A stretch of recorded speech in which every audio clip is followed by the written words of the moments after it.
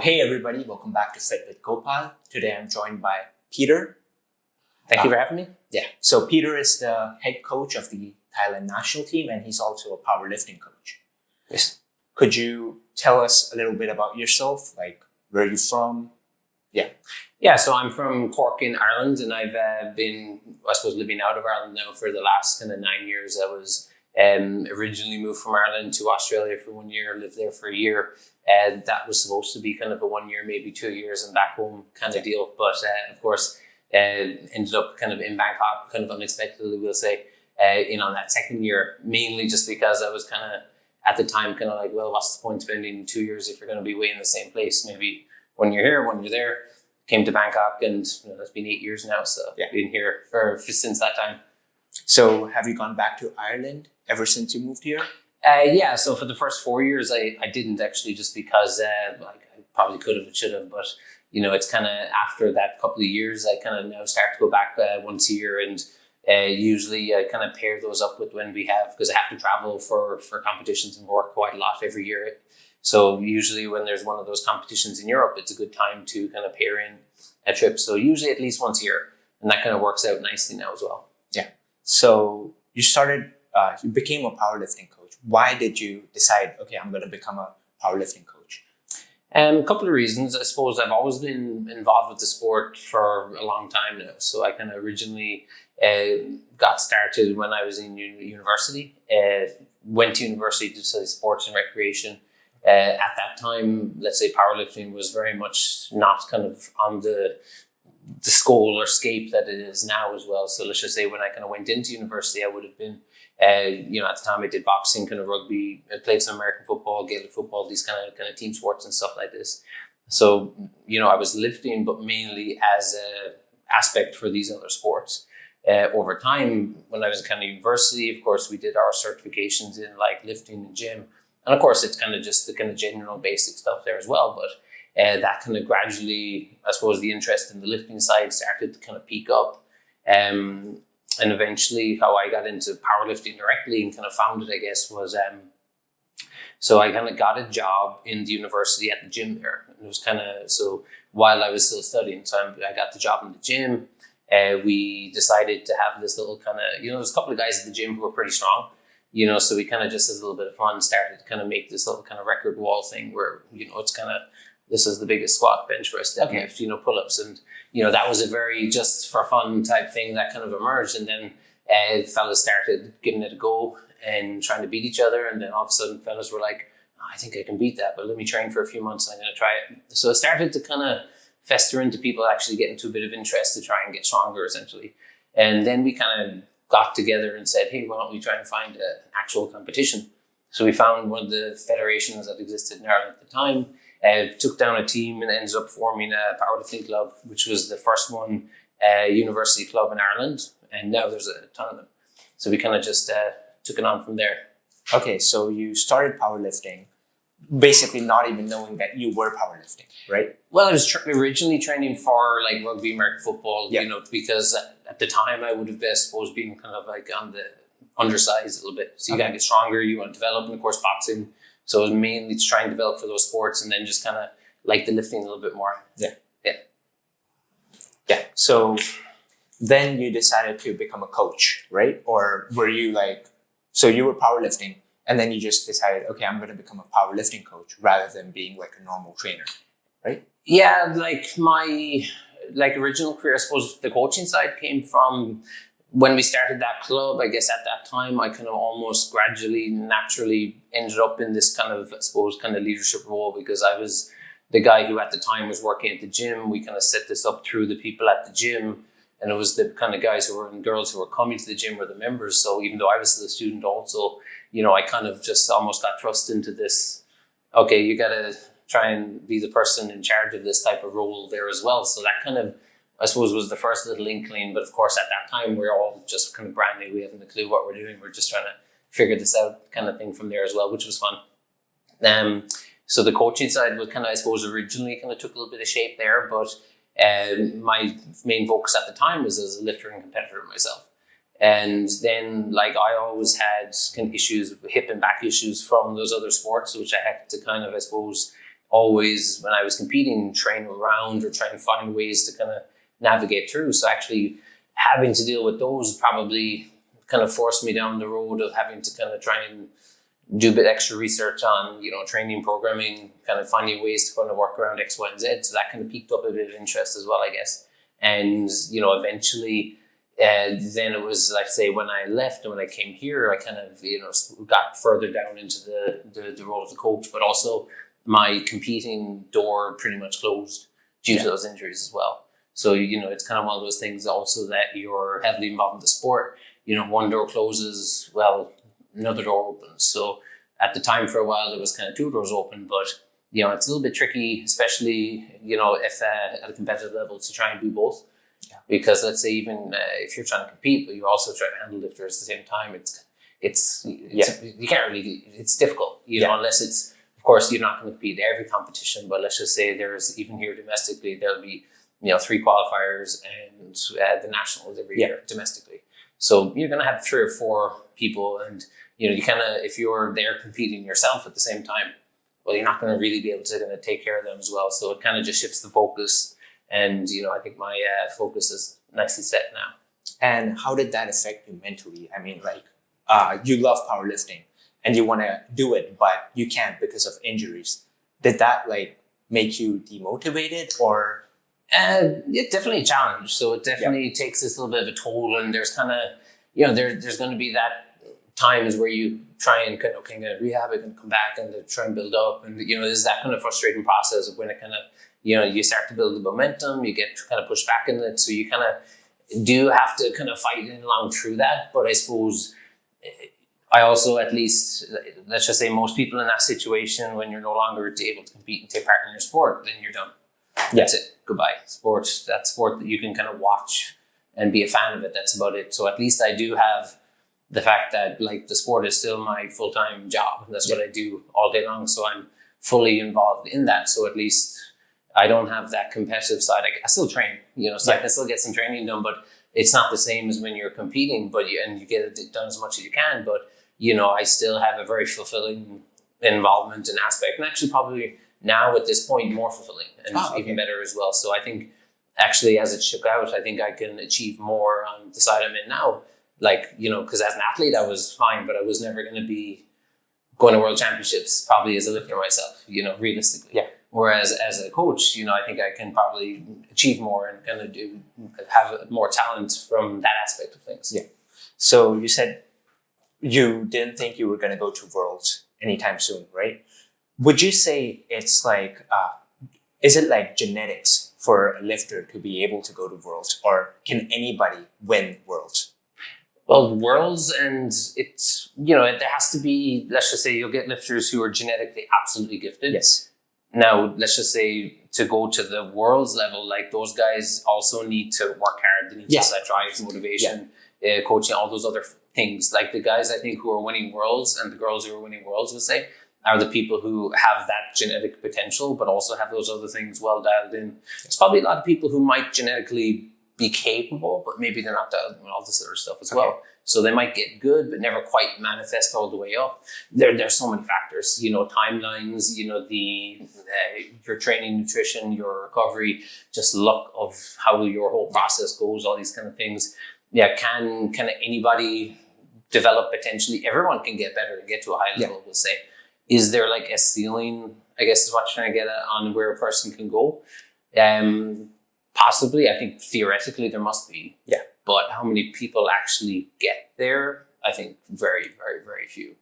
So let's say somebody wants to become a bodybuilder, right? They have their nutrition, everything like dialed in, but their genetics aren't that great. They're not going to become like an IFBB pro or a pro, right? But with powerlifting, would you say if somebody's genetics are just average, but they're putting in the work, nutrition styled in, they have the best coaching in the world, would you say they would be able to at least like go to Worlds, or at least like get top 3 in their weight class? I'd say you could definitely try and maybe get to the point of qualifying, to get like top 3 at Worlds. You were talking about the absolute, and especially now, let's just say what would have won Worlds 4 or 5 years ago would get you maybe 6th, 7th place now. So again, because things are just pushing on, developing it so much, you'd be surprised by just being very diligent, working hard, good coaching and just hard work. Of course, let's say there's these natural advantages that certain people will have there as well. And of course, like just genetics, but also just that kind of talent and drive. Let's say a hard worker can get pretty far, but like, of course, it's the journey and the consistency that's required to kind of get there. So I think a lot of folks would be surprised on how far they could potentially get this. Yeah. For those people who are like coming podium at Worlds, of course, like you're like in any sport. Yeah. You're talking about, the folks who are on the podium at the Olympics. Yeah. Let's just say if you're a sprinter and you work your ass off, that it's still so difficult to get to that. But even if, let's just say your goal first would be, okay, I'm going to try and qualify out of my region. And okay, I'm going to try and qualify to my national championships. And then, I podiumed at my nationals. And then if you just level up those goals as you come over time, you'd be pretty surprised where you could go. And then maybe you can qualify for a regional and Asian championships or something like this, or a Asia Pacific championships. And then you're kind of stepping forward because you also need to build that experience of, let's just say, because the first time you go to an international competition, it's very different to what you'll have experienced locally. And, just getting in there, getting that under your teeth, getting the feet under you essentially can go a long way. So all those pieces, I suppose, need to come together. And when the more of those pieces you can put together consistently, probably the further it's going to bring you. Yeah. All right. Now, going back to your journey. So you decided to, you went to Australia first and then you came to Thailand. Yeah. Why did you decide to stay in Thailand? Like, what was the reason? I liked it. I was my main reason for leaving Ireland was because I just didn't want to live my whole life in one city. Okay. That was kind of my main thing because I finished college, I'd gone back to college and done a master's and everything. And I was kind of at that point where you kind of settle down and you just kind of get into your life kind of groove and it just all lays out in front of you. So I was kind of just always had a thing where not only I like to travel, of course, but actually wanted to experience living somewhere else. Yeah. And Australia was an easy option just because in Ireland you can get a visa to go work in Australia for a year, pretty much like that. Yeah. It's kind of like every second person goes there. So it's super easy. So I was just kind of like, okay, let's do that. That can be turned into 2 years. But then the second year I enjoyed it. It was nice. It was fun, but I was never going to stay there long term. Yeah. After that, I kind of just said, at first I came to Thailand and then I kind of took, at most I was going to be just actually travel around a little bit and just kind of see more of the region. So I didn't just stay in Thailand at that time. I went to Cambodia, Vietnam, spent some time there, kind of came back around and then was just kind of like, Bangkok seems pretty cool. Yeah. People are nice, place is nice. It's a bit hot, but you can tolerate that. So it just kind of seemed like kind of a place to just, might as well spend the rest of the year here. Yeah. Just got comfortable, I guess, and you just kind of liked it. And then that kind of just snowballs onto another year and you're just kind of like, well, this is going well. Why not just kind of keep it rolling? And things kind of went nicely from there. Yeah. So you came to Thailand and was it hard to find a job or were there any jobs for trainers back then?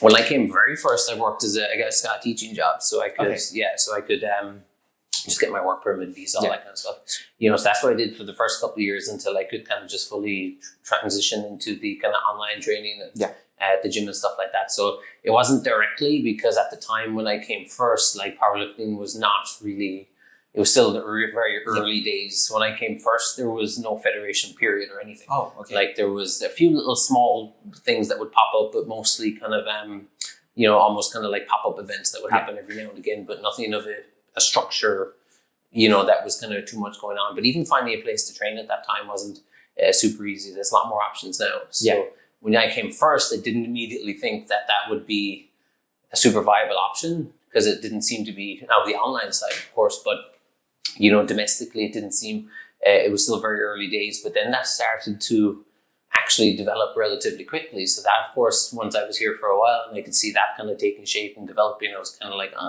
well, this kind of looks like it's something that's actually really picking up here. And since that time, it's come on a long way and it's continued to develop, which is awesome. Then you got a teaching job, which is like a typical Farang job, it's right? Easy and convenient, and so it's just kind of a good option. Yeah, just to have your paperwork and all your stuff in place and all this kind of stuff. Yeah. And back then, I believe the drug tested side wasn't that popular, whereas the unnatural side, I guess, or even the equipped side was like way bigger. Well, there's not really been much equipped lifting here in general. Like, No. I mean, like in the world. So like. Oh, in the world. Well, at that time, so I think it was 2000, it's about 12, 13 years now since the first Classic. And that's when Classic really kind of came in and it's become very, very popular. Yeah, up to that point, which now at that time, because when I came here first 8 years ago, so the Classic is starting to kind of cook on, let's just say it's come on a lot since that time. But the equipped would have been like the big thing before that time. And equipped it's awesome. And it would be great if some people got into equipped lifting here as well, because it's a viable option that all the comps that we have here, you could enter equipped as well. Yeah. It's a different ball game. You know, it's not a case of I just throw on this suit and I can squat more. Yeah. You know, you gotta learn it. It's kind of, I suppose one way you could think of it, it's like if normally you do the high jump in athletics and then you want to go and do the pole vault. Okay. You know, you're not just going to grab the pole and jump higher, even though it's a similar thing. You got to learn how to use it and you can jump a lot higher. Yeah. You know, so I would kind of recommend anyone who's interested to play around with it and get into it. But the equipped is still awesome. Yeah. Very different aspect. And I've noticed actually as well that people who do both at various times actually it can be quite productive in. Yeah. You know, so it's tough. I wouldn't dance between them all the time.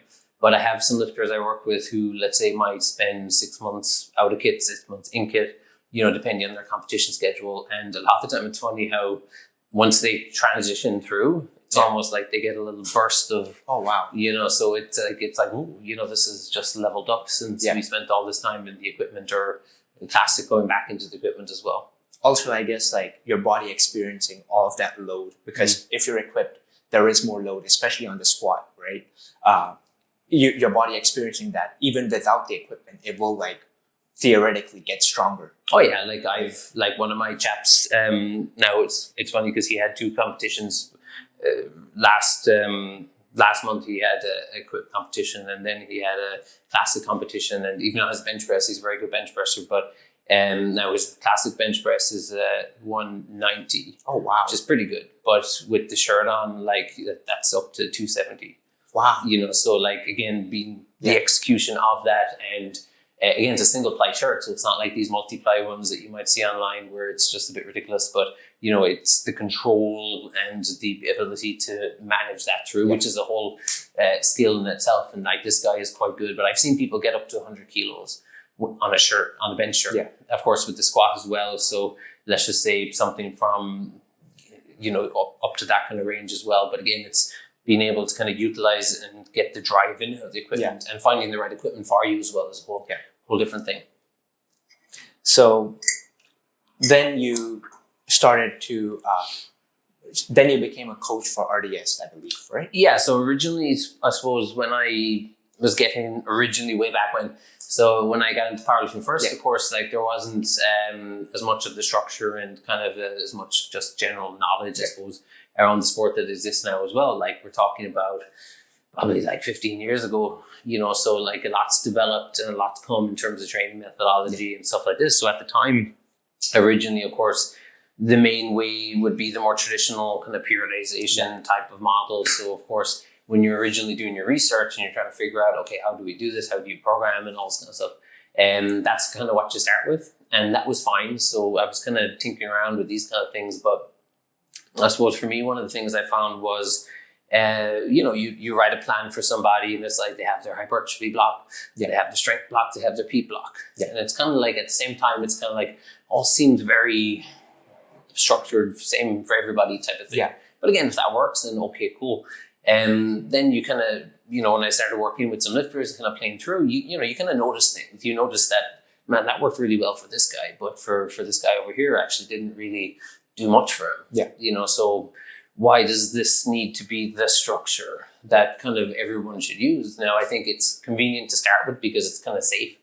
You know, it's kind of, oh, there's this system I can follow. It's X, Y, Z. Okay. Now, and when you're new and you're cutting your teeth, probably no harm to have something like that. But I think it's important to be open to questioning it and open to kind of seeing opportunities in it.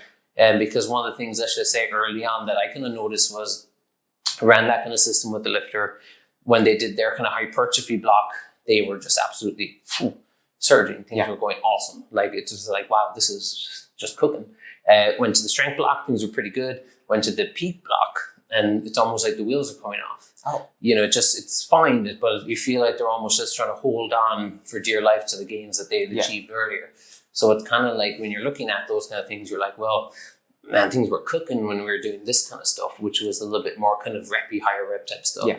And then when it was like this low rep heavy stuff, kind of predominantly just things that just didn't go so well. So go ahead. Oh, so it's kind of just like, well, if that didn't work well, why do we need to do that going into the competition?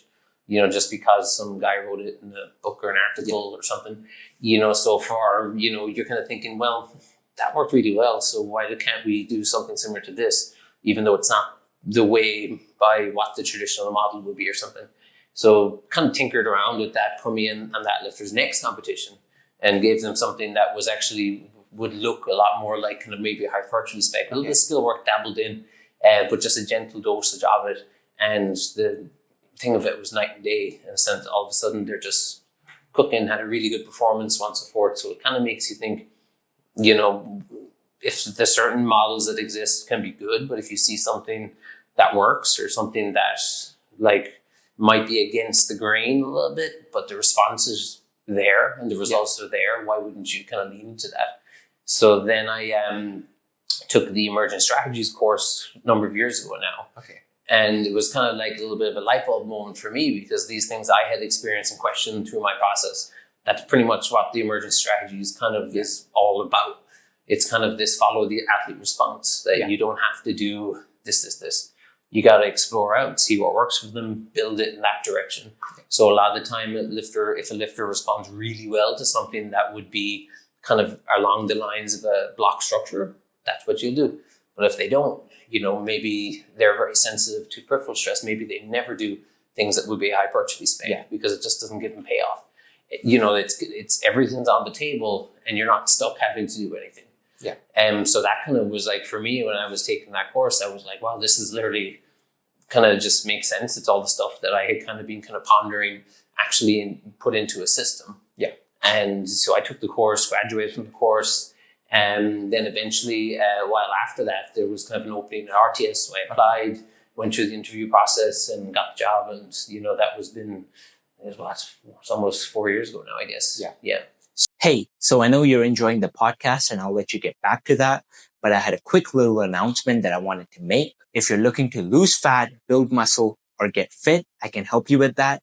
Currently, I'm providing online and in-person training. So if that's something you're interested in, feel free to reach out to me on Facebook, Instagram, or WhatsApp. Links are in the description. So what are you waiting for? Get fit with Gopal today, and back to the show. So how did you meet Mike Tushier? Did you meet him online or in person? And first time I met him and talked to him was, I'd known Mike for a long time, in the sense that he was one of my major influences since I started coaching. Like Mike was one of the guys, so for me, and like, again, because I guess the way I kind of thought about training kind of resonated a lot with the way Mike thinks about training. So a lot of the stuff that he was putting out would have been very formative for me, in the sense that I'm like, yeah, that makes sense. Yeah, I agree with that. And I kind of delved in.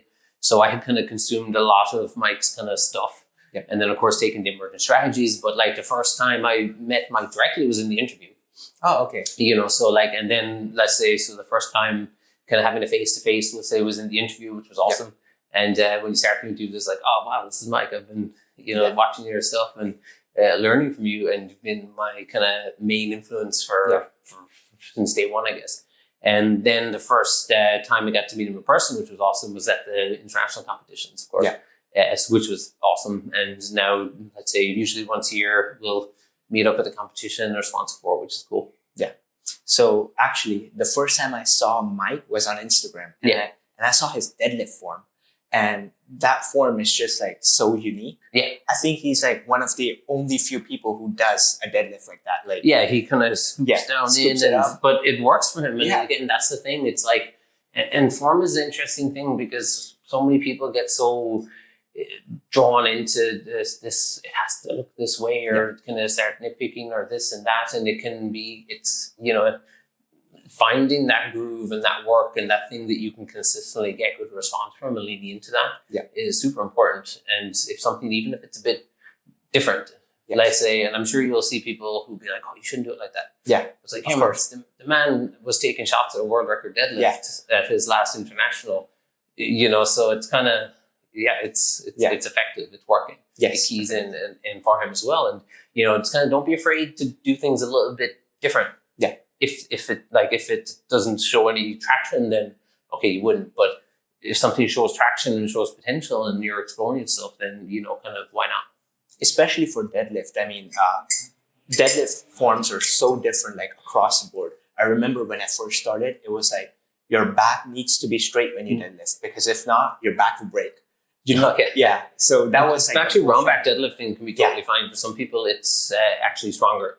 Now, if your back is physically moving through the course of the lift, okay, then it's probably a problem. But it's not a necessity you're going to break your back. Yeah. But let's say some people will be a little bit rounded through. But let's just say if you've got good tension and the movement is still coming from the hips and not actually, like if you're getting pulled out of position during the lift, then okay, you have a bigger issue here. But, some lifters, that's actually a stronger position.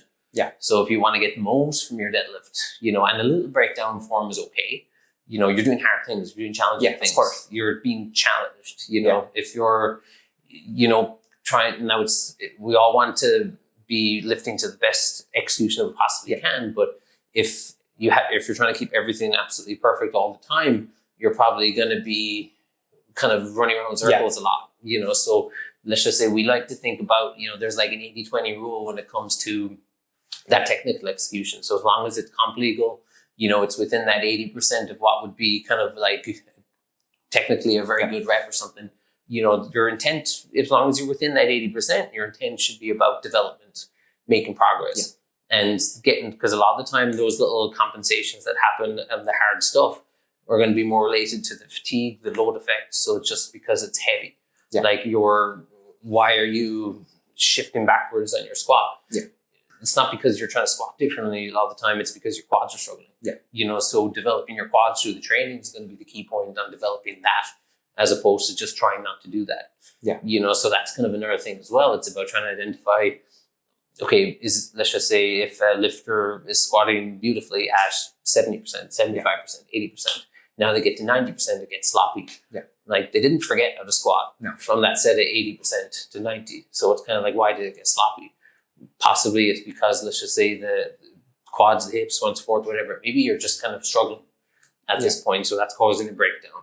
So if you want to develop that, it's not really going to be too much just to say, hey, don't do that or do X, Y, Z. Yeah. You need to get the quad stronger. Yeah. So you need to give them some heavy pause squats, some heavy pin squats, some, plat squats, something like this. And then you develop that, and then you notice that even without trying to cue that thing and building that frustration, because sometimes it gets frustrating, of course, if you're trying to fix something, but it kind of just doesn't seem to, you put things in the plan that will drive that development, and all of a sudden, without even the lifter sometimes being openly noticing it, they're like, oh, that got better.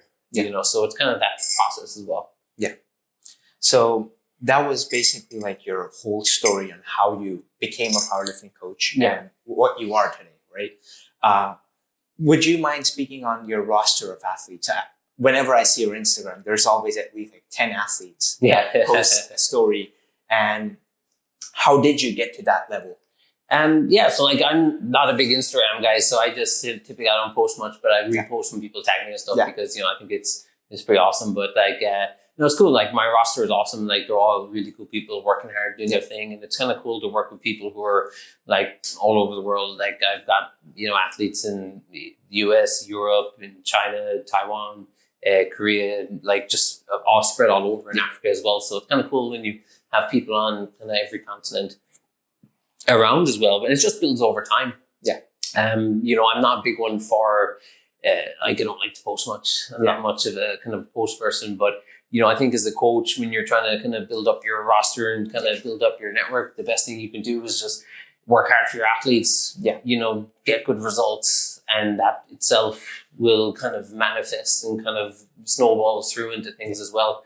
So for me, I'm not somebody who likes to post that, hey, 2 spots open or something like this, right. But like, a lot of the time, we go to a competition, lifters are doing well, they are making good progress, they're happy with how everything is working, then other lifters might see this and they get in touch and stuff like this. So it's usually a lot of the time people might want to train with the emergent strategies framework. So maybe let's just say you might get some folks who have trained in different systems, or they want to try out emergent strategies, or maybe there's somebody who's actually, a lot of our lifters would be coaches themselves who are, let's say, are trainers themselves and coaches who are interested to learn more about emergent strategies. So it's a good way to kind of get in. Now, let's see, even for my own training, I just kind of train bench at the moment, but like Mike does my programming for my bench, because I hate to write my own training. Actually, I don't like to do it at all.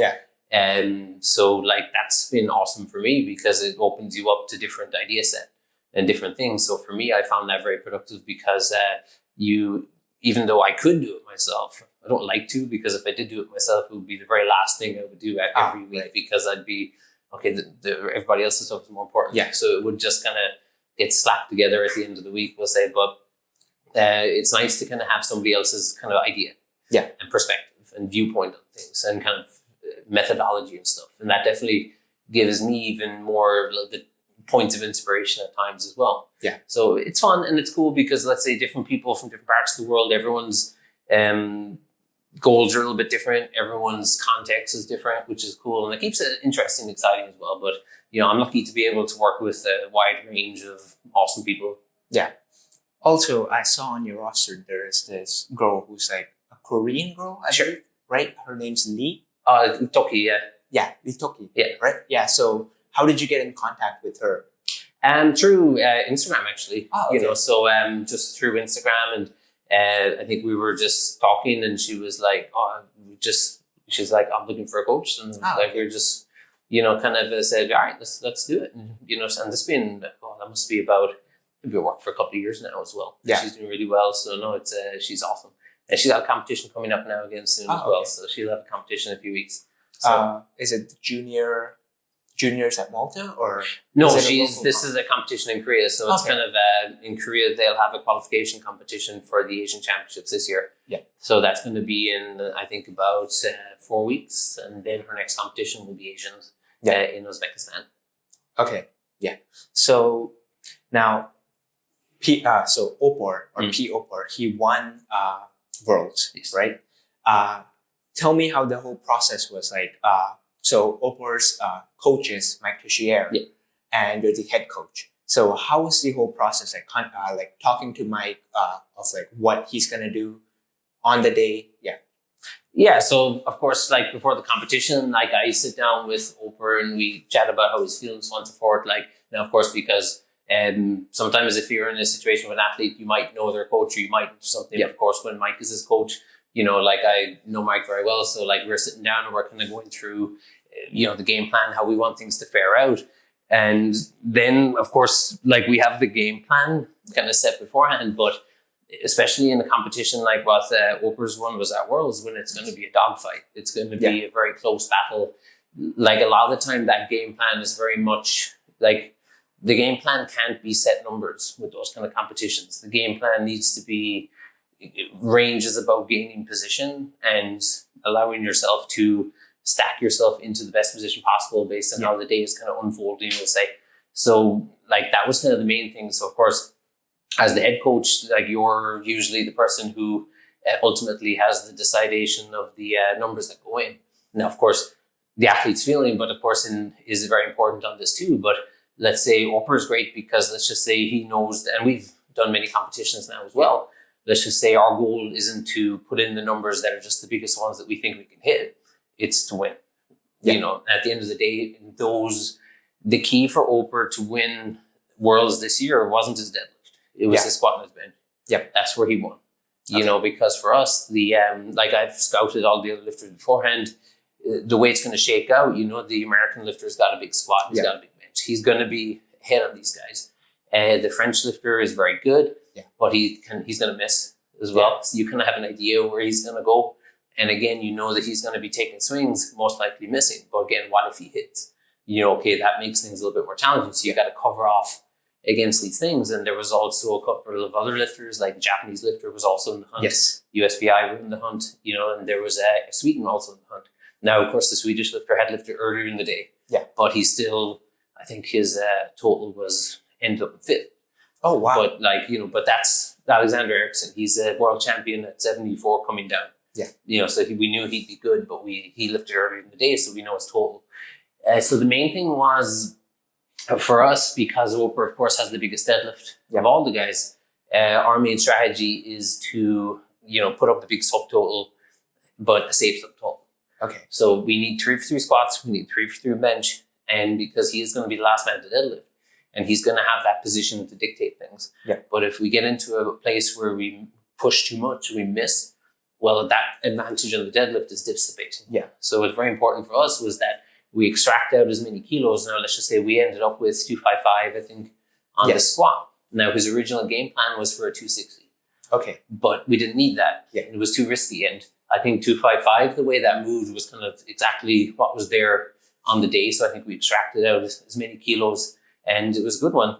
The bench, I think we ended on 55. Yeah, 155. Yeah, again, that was top end on the bench, would have been kind of 160. Yeah. And actually there was probably a safe 157, but the way things were playing out, that little stack was super important. So when we went, and of course the American lifter actually had a few little on the squat, and of course French lifter missed a few, which was expected, but again, he's putting up good numbers, but he's also usually missing his thirds. But the other guys are doing pretty well also.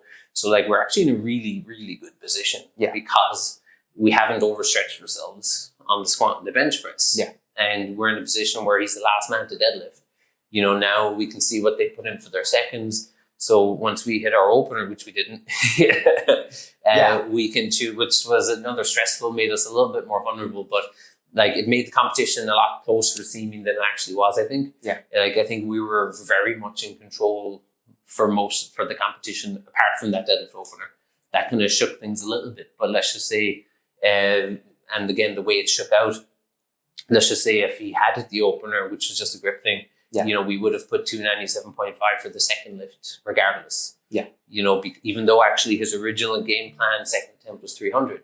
Oh, wow. But again, unnecessary to put 300 because 297 covers the second attempts of all the other guys. Yeah. And we've the pull after. So essentially, if you were to put more than that, it's just kind of, you don't gain anything by those 2.5. So we put ourselves in a position that we're in the lead after seconds. So if they make their thirds, we know exactly, okay, now we need 5, 7.5, whatever it may be. If they miss, we don't have to do anything. We just load up what we want. So as it shook out, they all missed their thirds. So if we had taken that 297 for the second, he would have been in a position to, you've won already. Yeah. You can put whatever you want for your third. Now at that point, probably would have just put a 300 on it anyway, just for an easy one, but not to break the record before Sheffield. Yeah. He could have taken the record that day. To be honest, if he needed to, I think he could have gone for the deadlift record that day. Yeah. But it was not needed, which was kind of nice to be able to win without having to push the boundaries too much. Yeah. Also, I think knowing him, he would have if he hit 297.5 on the second lift, on the third lift, he might have gone for 301 or 302. Just to get the world record again. Well, the record deadlift now is 307. I think is 307.5 or is it 30? So it's actually been bumped. Yeah. Because his record was 300, but then that got bumped at Junior Worlds last year. Yeah. So that's at 307 or something now. So I think that would have had to be to be honest, if now let's just say if he'd won on the second and he had that open attempt on the third now first, we would have to wait for all the lifters to go. So let's just say if America had made their third attempt, we would have had to go another 5. Yeah. And now let's just say that's the way it shook down the third. So let's say we had our attempt charges ready. If America had made their third, our third would have changed to 302.5. If France had made theirs, we would have had to change to 300. If Japan, which was would have made theirs, we would have had to change. And so we were kind of having to watch all those changes. And of course, as those lifts got missed, okay, don't need this, don't need this, don't need this. Okay, cool. I think he could have comfortably taken the world record if he needed to that day. But the only thing on that too is that it would have bumped up the total record and bumped up the deadlift record which means when you come to Sheffield next year, you've just made it harder for yourself to place and to win. So now, it's to be honest, when like my job is to get him into position to win. So in that context, that we've played the numbers to win, and if he's already won by the second, well, here, man, you've earned this. So I'm not going to take that. Still at that point, like we've locked in the main goal here. So if he just wanted to, he's at Worlds, he can do it. If he wants to. But again, just letting him know that it will bump the record. Sheffield will get a little bit tougher, but look, at the end of the day, you've achieved this much, man. You can. It's his fault. In that context, like the competition has won. So my job is done from that regardless. So he's got the call in this one. Yeah. Before going into the competition, did you think he was gonna win? Or like I think he's got the highest range there. Yeah. And if he's healthy and he's on, like to be honest, he's far and away the strongest guy there. Yeah. And it's competitive, it's tight, it's close, but when he's healthy, when everything is clicking on, let's just say that was a dogfight in a battle. Yeah. But if we hadn't had that little wee on the opener, which was just one of those little weird things. Yeah. And of course he got it in the second attempt, no problem. But luckily we were in a strong enough position that we could just retake that. Yeah. We weren't it made us a little more vulnerable. But if that had come in, he would have won in the second. And, so now of course the boys are getting strong. There's a lot of good guys coming in there, but I was pretty confident if he executed well, didn't overstretch, and when he's in his zone, he's just and he was in his zone and he was executing, and when he's healthy, like everything just so I was pretty confident. Like I kind of knew that even though the boys are kind of more well known, I suppose, I had a lot of confidence that can be the most consistent and build on with it. So every coach and every lifter has like a plan A, B, C, right? On that day, what plan did you guys go for? Was it A or B? B, I guess you could say. Like as in the plan was to stack in our safe kilos essentially. So more of a plan B, just because like say it would have been risky to it's unnecessary risk to go to the plan A numbers. So not because I don't think they're there, but it's kind of like, let's just say on the squats, the American guy missed one of his squats. And we're like, ooh, so, so this kind of opens up the doors here a small bit too. So based on how the day is kind of shaking out, it's about trying to put ourselves in that best position. And for us, the key point was like every kilo matters on the squat. Yeah. And if we had a 2 for 3 day on the squat, a 2 for 3 day on the bench, we're probably not going to be in a position to win at that point. So we wanted to essentially get the third attempt squat that we're 100% he's going to get this. Yeah. And third attempt bench, we're 100%. No ifs or buts. And then he finally pulls the third lift, right? Everybody just cheers. The crowd goes wild. I think the 66 battles and the 83s as well, that was like the best the IPF has seen, right? It was awesome, It was like, and the 3 boys are the same total, but there was about 6 boys in the hunt, as well. So like it was a dogfight all the way through, and even before that last pull, let's say if he missed that for some strange reason, he would have been 4th. Yeah. So it was, it was just kind of that jostle through. Yeah. Now it became more dramatic because we missed that opener. Yeah. So it's kind of like, but at the same time, because the USA missed their opener too. Yes. But they were in a different situation to us because he's a subtotal lifter. He's got to push. Like he can't retake that. Yeah. It's pointless because he'd have to just make a mad swing in his third. So he kind of has to push up, but he doesn't increase as much as he would have if he got the opener in. So maybe he's taking a slightly smaller jump. So, but for us, we were still in a position where even retaking it, nobody's lifting more than us on their second. So we can still sit and watch. So it's like, okay, we won't panic here. That kind of sucks. We'd be in a much more comfortable position if you got that, but no need to panic. Yeah. Let's get that in. We still will have the last say. And that's what we wanted, the last say. And then when he finally pulled that, what were the vibes like? What was how did you feel? How was the atmosphere? I was electric. Like these are some of those moments that just kind of stand out in through. And luckily we've had, some of those moments over time where that was just a real kind of one of those big highlight moments. And, awesome for him because it's great because he's had kind of a tough road to get there. Yeah. He's got the potential for a long time. It showed it. And again, the last time I saw him healthy in his zone like he was in Lithuania was in Dubai at that age. Yes, when where, he hit the falls. yeah, he was just like the Terminator that day. Yeah. It was just like, doo, doo, doo. And like at the other competitions, let's say the Worlds the previous year when he got sick beforehand, he wasn't in that zone. The body was just, ugh. And it's a shame because you travel all this way, you put in all this work and all this time, and something external kind of throws itself in. But like this one, it all kind of keyed in.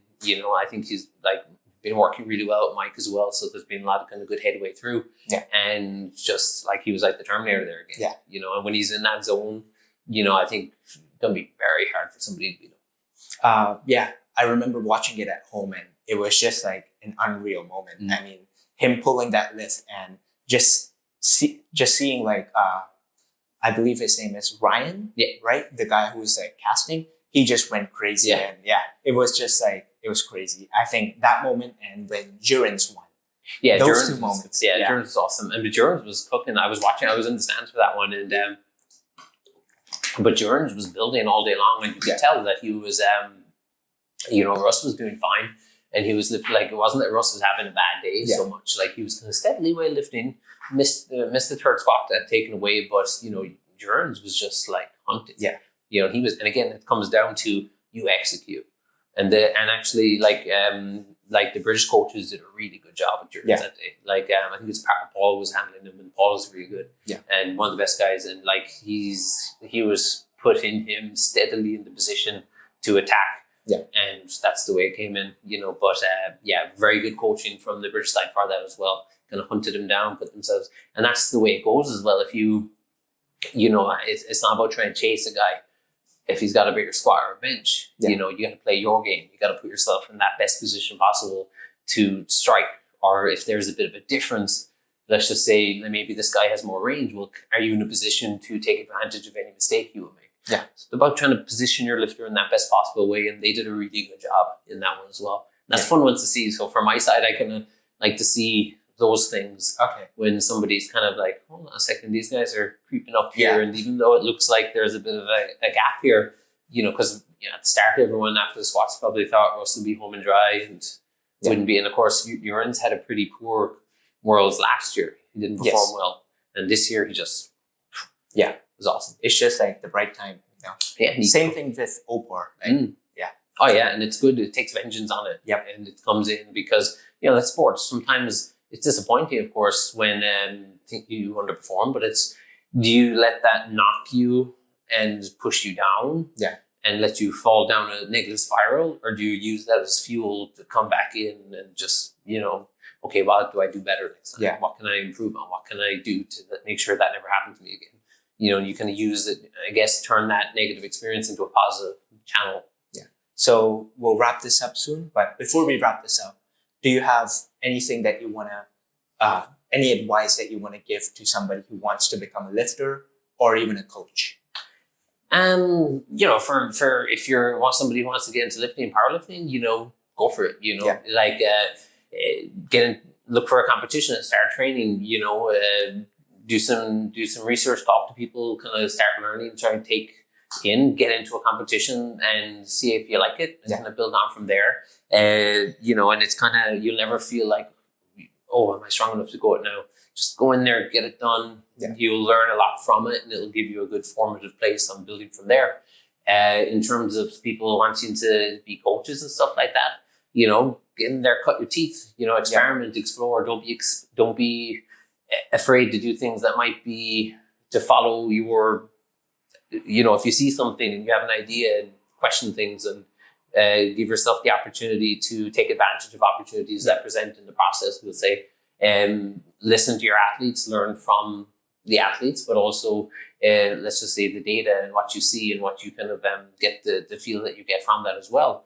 And there's a ton of options in there as well. So like to say, probably the main thing, follow your inspiration with it and build on from there. And what's next for you? I believe we have a competition coming up in 2 days. That's a local meet. Do you have any athletes competing?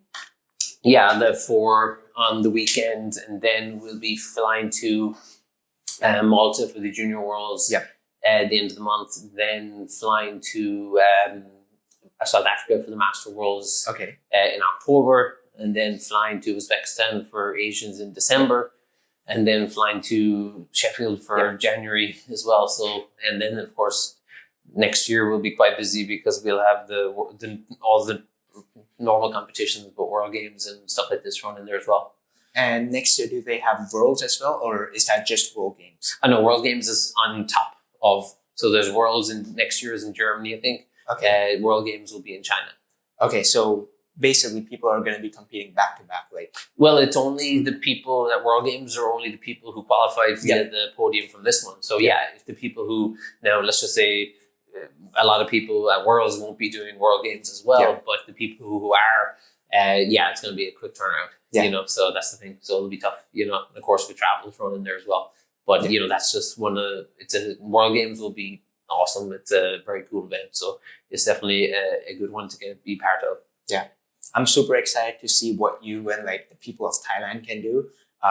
It's really inspiring to hear your story and see your athletes. I'm also an aspiring powerlifter, so it's just like more fuel for me. But yeah, so that's pretty much it. Before we wrap it up, do you want to say anything, or do you want to plug anything? Like, where can people find you? Yeah, you can just follow me on my Instagram or something like this, you know, so just Peter_RTS, so, you know, so, you know, that I don't post too much, but I can post some stuff in there as well. But, you know, if people want to reach out or get in touch, or, you know, they can check on the RTS, the Reactive Training Systems Instagram or website as well if you want to get. So again, if somebody's interested in learning a little bit about kind of emerging strategies and that whole approach to, you know, kind of programming and just kind of that idea set towards it as well. There's a lot of stuff on YouTube that they can kind of look at. And so the RTS YouTube has a lot of stuff. We have courses and stuff. So actually, again, for people who are interested, like I think the most formative thing for me becoming a coach to where I'm at today was when I took that emerging strategies course. Like that kind of was that turn the corner type of moment, kind of like, okay, you know, and that's what kind of set me down the path essentially. So I'd highly recommend that. Yeah. And, you know, we have some other things there as well. So, yeah. So all of that, including his socials, will be in the description. You can check that out. Thank you very much for coming on today. Thank you.